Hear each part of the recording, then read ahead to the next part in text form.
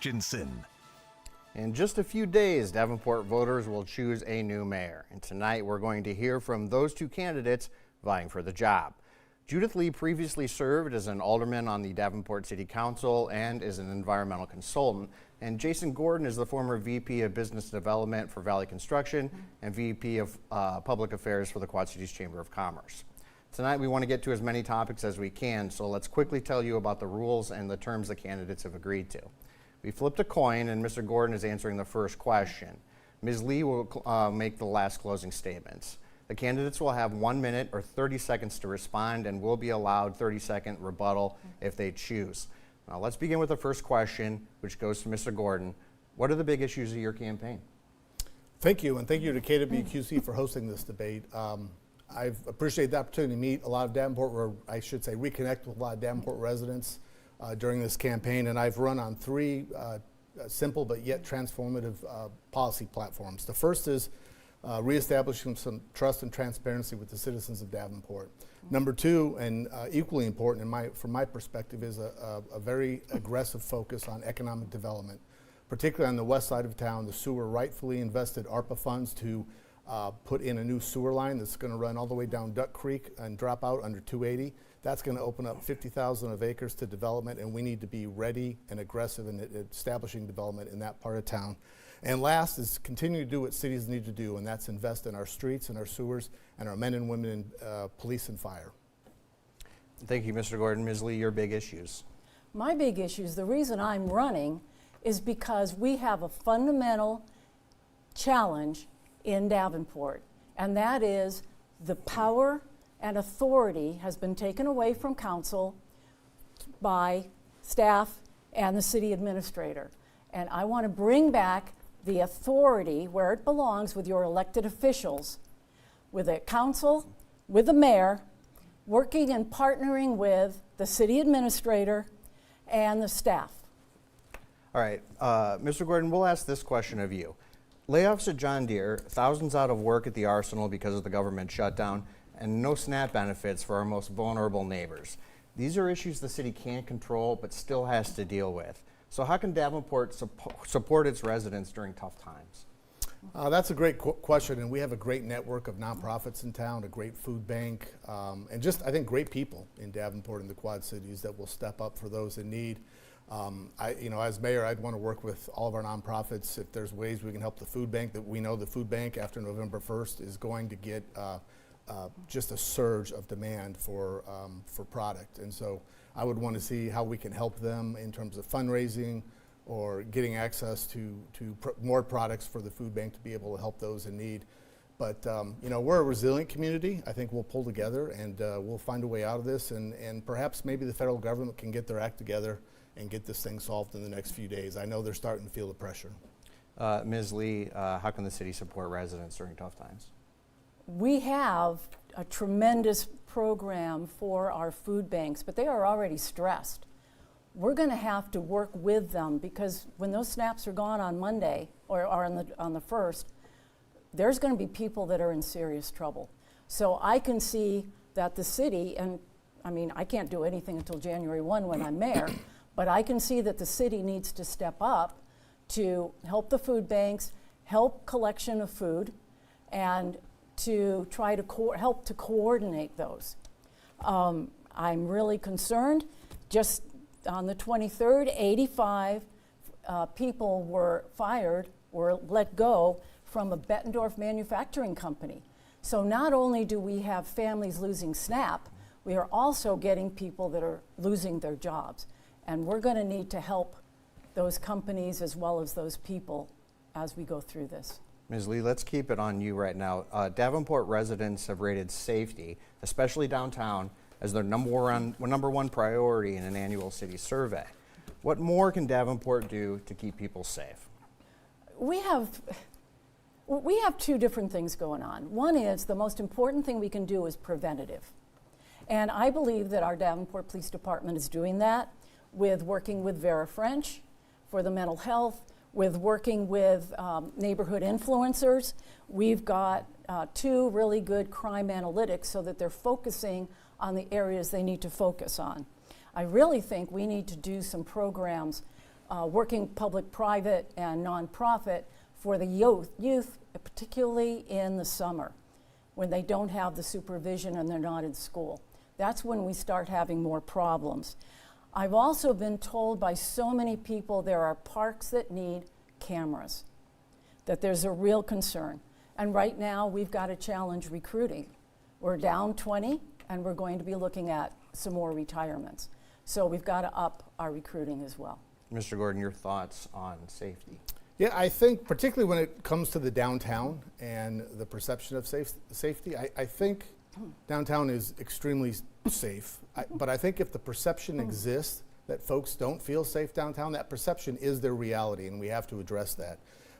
I do believe that Davenport PD has made a lot of strides over the last several years with some very specific targeted programs that are proactive and preventative. That's the Group Violence Intervention Program, or Interrupter Program, the GVI, and then the Community Outreach Program, COP. Those are in partnerships with social service organizations and mental health organizations like Vera French to proactively react to situations and try to step in and stop crime from happening and the escalation that occurs in some of this tit-for-tat stuff that happens. But the good news for Davenport is that gun crime, violence, and crimes committed with gun are trending in the right direction. And as mayor, I'm going to continue to invest in that and find more ways to invest in that to keep that trend going. Thank you for And that. may I? Go ahead. Another issue we have that neither one of us have brought up is we have homeless people downtown. And I think that's where the perception comes from.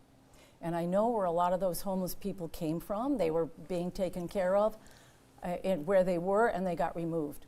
So I'm ready to work with all our sister cities, because this is not a Davenport problem, to start to address this. I'm well known in the homeless community, and I'm well known with the housing advocates, and I'm ready to get to work on that issue. Okay, thanks, Ms. Lee. Mr. Gordon, you're going to be the first to answer this question. Which recent economic development efforts in Davenport can you point to as examples of how the city should be attracting new businesses? I mean, I guess I'll just start with my track record in economic development. So in my role as an alderman from 2010 to 2017, I was able to be part of the Greater Davenport Redevelopment Corporation as a representative of the city. After I went off council, I stayed on that organization's board and became the chair of the GDRC. And so 15 years of service on the GDRC. So every major economic development deal since 2010, I have played an integral role in, from Sterilite, Kraft Heinz, to Amazon, to Fair Oaks Foods. I've been intimately involved in those negotiations, those discussions, and the conversations that close those deals. And I think every one of those are great examples of how the city, in the instances that they use TIF, and not every one of those deals use TIF, we use rebate TIF. We don't give a cent to a developer until the project's done and their first property tax bill has been paid, and then we rebate them the portion that we agreed to. So it's a great way to use incentives because we're not out if the project doesn't work. Ms. Lee, can you point to some economic developments that are good examples for the city? I think some good examples. We have some residential areas, particularly up on Brady where there weren't any before, that we've been able to bring in and help them expand, and they're full automatically. I think also we need to continue to keep focusing on our small businesses. And with our economy starting to contract, I'm concerned about some of these small businesses being able to stay in business. So what I'm recommending is that the city step up and help coordinate a group of experts, nonprofit, resource people, finance people, to help these small businesses continue to stay in business.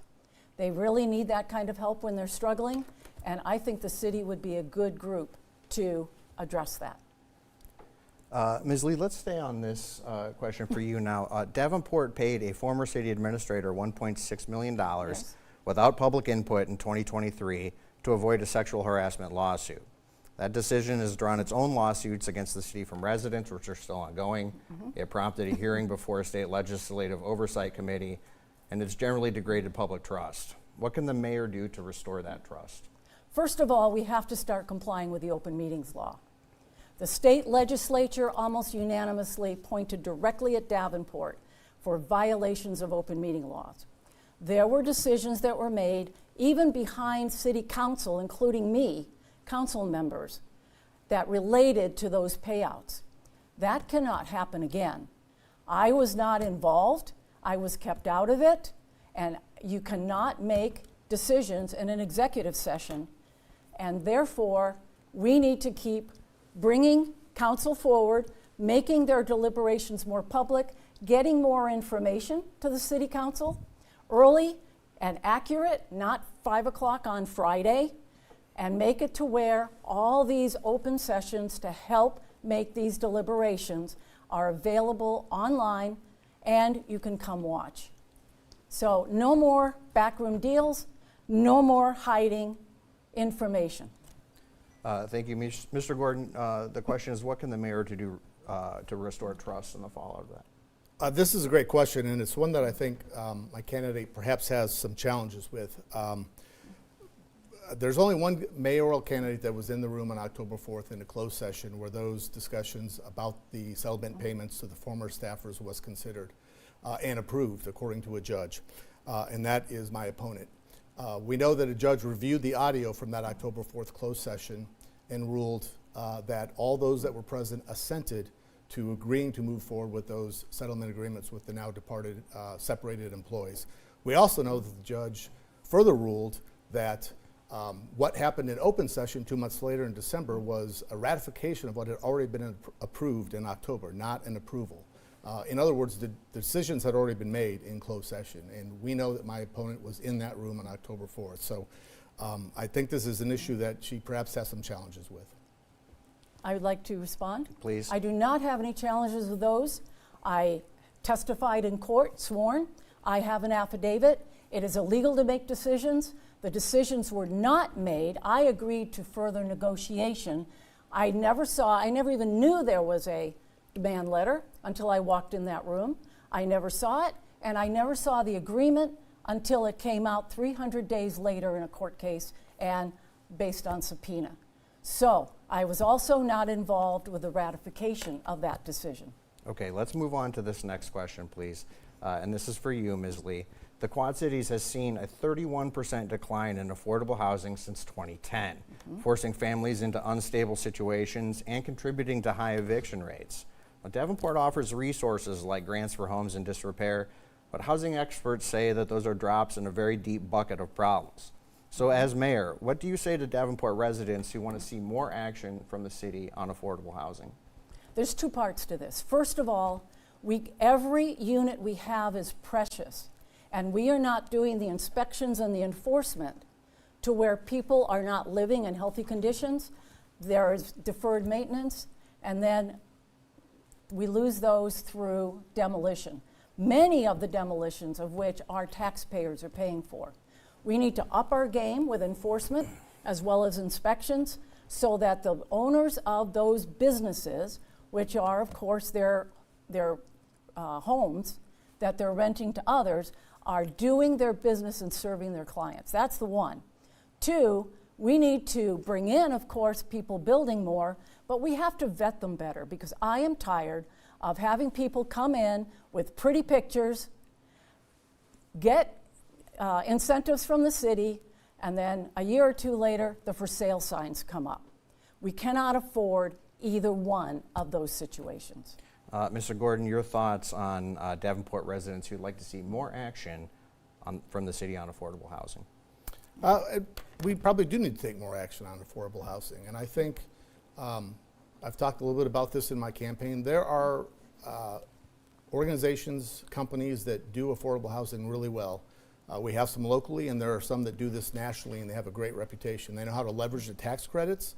There's a plethora of state and federal tax credits available, and they know how to build a good product. My issue as mayor on housing is the product has to be quality, and the property management has to be excellent. And we've had in the past, when I was on council, absentee property managers where when we have an issue, whatever it might be, a fire, a broken pipe, whatever, we can't get access to the property manager. So I'm going to require, as mayor, that property managers live on site or be very, very close within city limits so that they are available to deal with problems in those housing complexes if they arise. if I may respond. Please. The city council is the only one that has the power to do that, to make those kind of requirements and change to code. We can recommend that.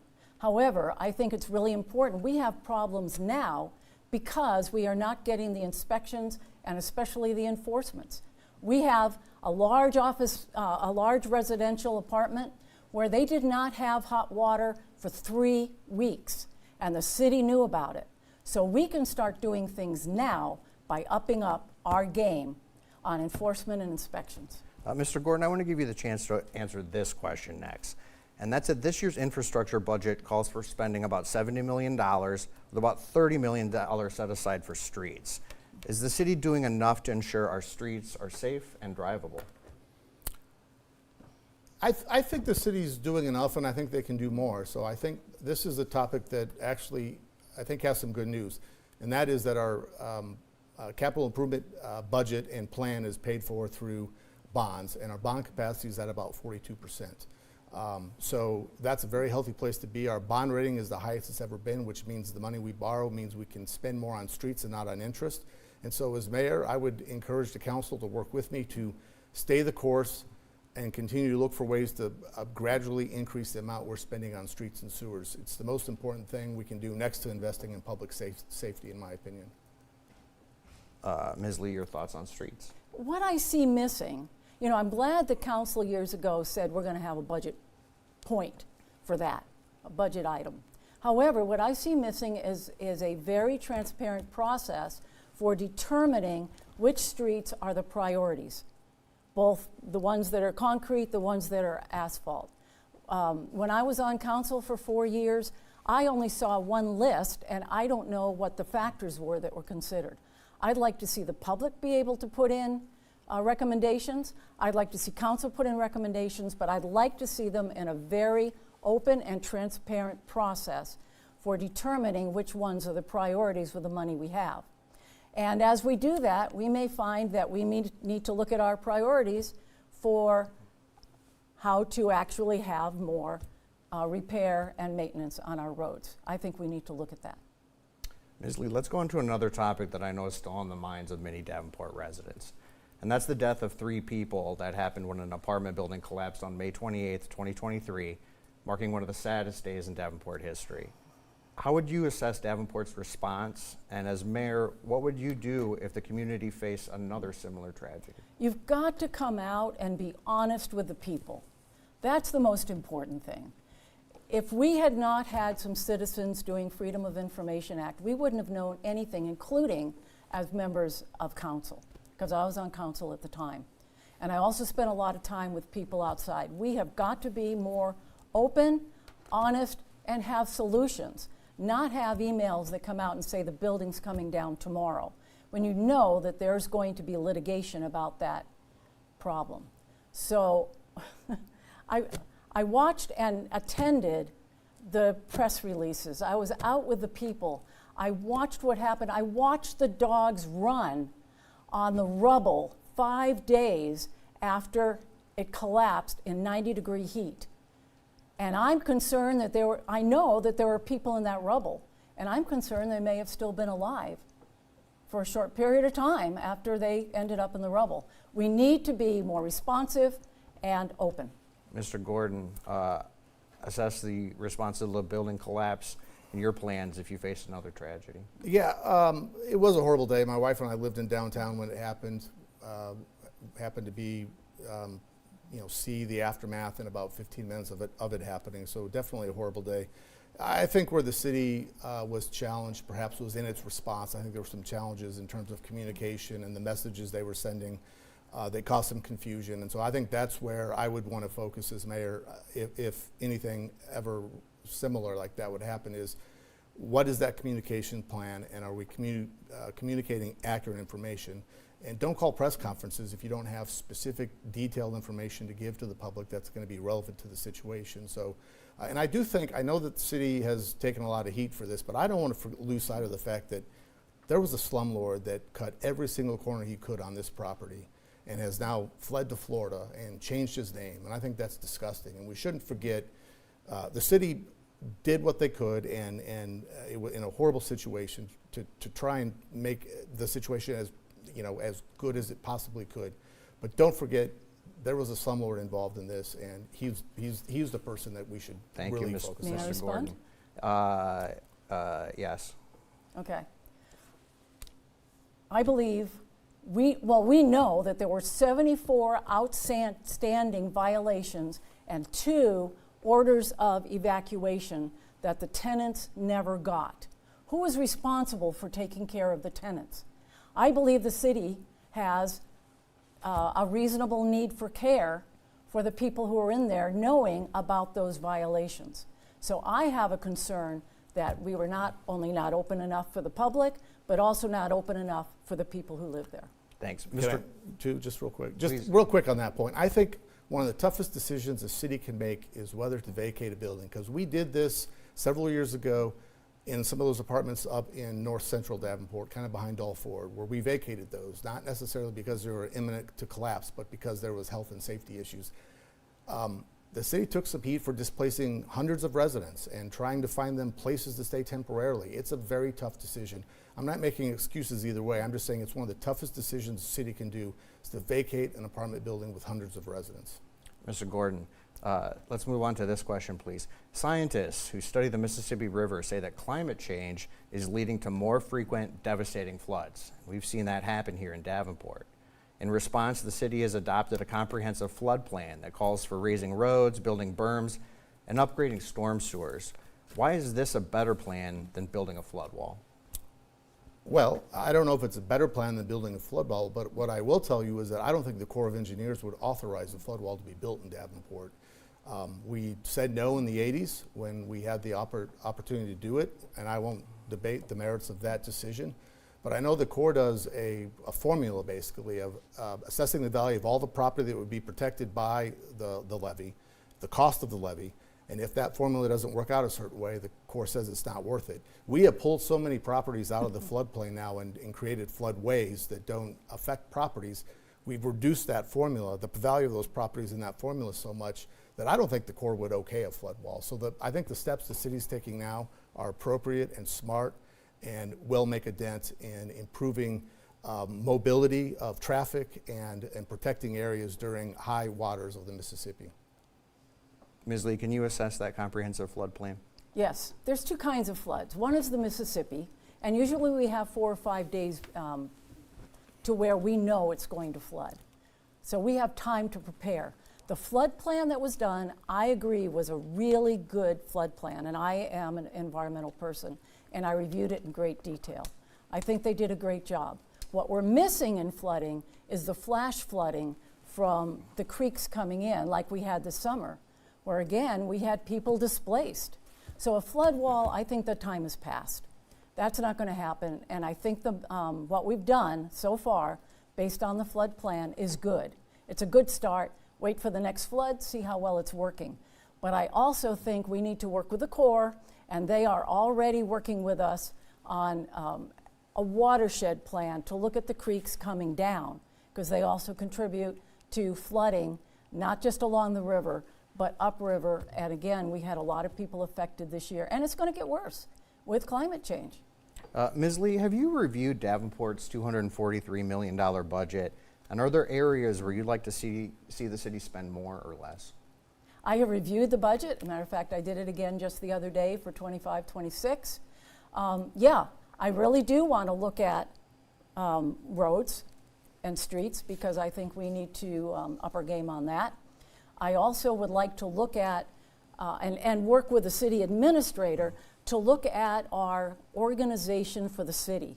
Do we have the most efficient organization? Do we have the right job descriptions, and do we have the right people in those job descriptions?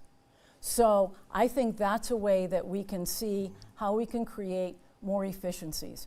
I also think we need to spend more time, council needs to spend more time looking at the details of some of the things that come before it, because I think we can spend a lot less money and stop looking at the expensive bling that we've been looking at now.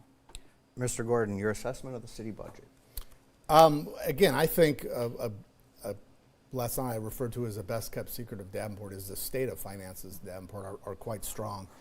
And I think we should always be looking for efficiencies. I think we should always be reviewing job positions and whether or not they're needed when those positions become open, whether through retirement or people moving into new positions or moving out of the city. That's a given that we should always do that. I'm hesitant to say where I think I would want to spend more or less as mayor for two reasons. One, that that's a city council decision, but primarily because property tax reform is looking us in the face. It is very likely to come out of Des Moines this next legislative session, and I want to see exactly what the impact of that's going to be if it happens on our budget, and how that's going to impact our spending in fiscal year 27, 28, and moving forward. We need to move on because we're running out of time and there's a lot of questions I still want to try to get through. So let's go to a 30-second question for Mr. Gordon, and that's according to census data, Davenport's population has declined by about 1,000 people in the last 5 years. What can the mayor do to convince people to stay in Davenport? That's a great question. So obviously create jobs and job opportunities, number one. Create places for them to live. A diversity of housing options would be important, number two. And it's important that our school district is attractive, and that's something as mayor I'd want to work very closely with our superintendent and school board to. And we did this when I was on council. I was on a team of school district and Davenport-focused folks on a team that created the program at Davenport North where you graduate with a 2-year college degree. So we've done some things in partnership with the schools, and I'd want to continue that. Ms. Lee, your answer, please. What I find in Davenport is the young people want to go. They're not happy with Davenport, and they're not happy with the state and the state of our social approaches here. We really need to do more to work to keep the young people, and I also think we need to do more to support our immigrants. We are losing population because we are losing our immigrants, and that's a fact. So we need to support them in every way we can. And I'm working on that in my campaign. Okay, so we're already at the final question of the evening, which is going to serve essentially as your closing arguments tonight. We'll take 1 minute. And Mr. Gordon, can you please tell us, when you're out of town and tell people you're from Davenport, what do you say to them about the city? I talk about our history. I talk about the Mississippi, what a great asset to live on the Mississippi. I talk about our people. I talk about our culture. I talk about things sometimes that maybe are still a punching bag in town. I talk about the Sky Bridge. I love the Sky Bridge. I know it has been given a name that I'm not going to say in this debate, but I love the Sky Bridge. I talk about our vibrant downtown, the diversity of places and things we have to do in our downtown and on the west side and all over town. So I just love this city. My kids or my family's 3 generations Davenport schools. My wife and I, now my kids, and now my grandkids are in the Davenport schools. So there's so much to talk about when I run into folks who want to know more about Davenport. Ms. Lee, can you tell us what you say from folks out of town? My tagline from the forum last night was Davenport, it's home. It's got great things. I love the ocean, but the Mississippi River fills that for me. I love the parks we've got because I like to be outside. And there's such a diversity. We have more diversity of parks than any other city this size. I love the people. There's such a diversity here, and there's so much talent with plays and singing and orchestra and ballet and art. I mean, that is so exciting for me, as well as the ballpark. I love to go watch a good ball game. So there's so much going on, and when people come to visit, there's so many places we can go, and they say, I can't believe it's so inexpensive to have so much fun here in Davenport. Thank you. I'd like to thank both candidates for participating in tonight's debate. I think you both did an excellent job answering these questions. So let's give folks a reminder that the election is going to be Tuesday, November 4th. You can register at the polls, and we have all that voting information right now at KWQC.com. Thank you for joining us in tonight's debate, and don't forget to vote on Tuesday.